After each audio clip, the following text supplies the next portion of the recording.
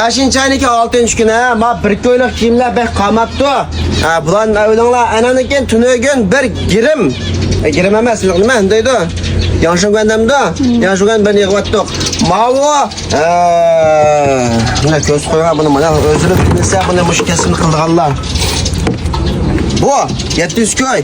Ananikin mani bedendeki sepkin dağınık olarak oturup hemen yok tutulgan derse. Bu 1200 köy. Ananikin kiçikini. Kiçikini. Bana Erpan götürüp Akemepsizler onu. Ha. Ananiki ma güzel. Mana meyde hammamiz oshkush var. Med boşan gülleri var. Oshkushlari hammanasi to'liq. 95% yangi mal. 100 koy. Mavu. Kechga chiqib sizlar bo'ldi. 100 koy. Mavu. Necha bor? 600 köy. 500 koy. Majosa setilget tushunama.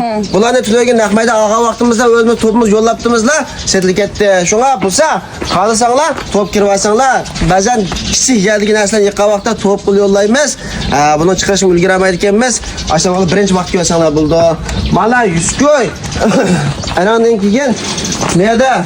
Ma demindan 250 koy. Mavi javroji 100 koy. Mavi ve tuz ekine bulaman. Tuz ekesiniz.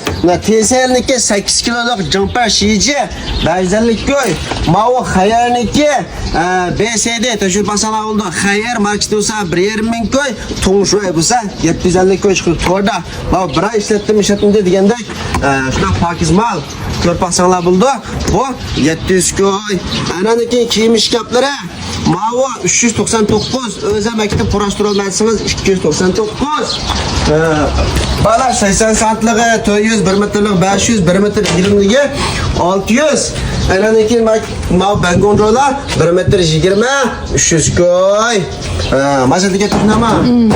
Ma çanta göle 100 koy. İşte. Mala 700 koyluk mal hazır 500 koy. Ma 500 koyluk mal hazır 350 koy.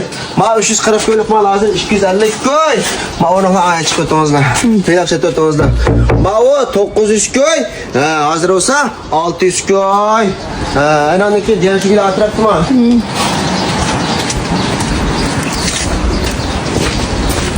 Diğer şekilde bana kurashtirsan, beni kurashtirmayaptimi, sizga ketdi. Kurashtirib ulgurmayapmiz. Bular endi shu 500 koy, 700 koygacha, burun 800 koydan 1200 koygacha sotilgan mal. Hozir 500 koydan 700 koygacha o'rnimiz Turpan shahrida Shixollo Amgashlar bozorniki udulida, ya'ni g'arb taraf udulida qil sotgan, mashin sotgan kichik maydon bormish edi. Ba'zi vaqtda men bulamayman, bulamgan vaqtlarimda to'plar yo'llaydi. Tarapalka qilgan mallarni va yoki bahos tushirilgan mallarni. Şuna bu saat top kirib olanglar. Topga qanday kirmas?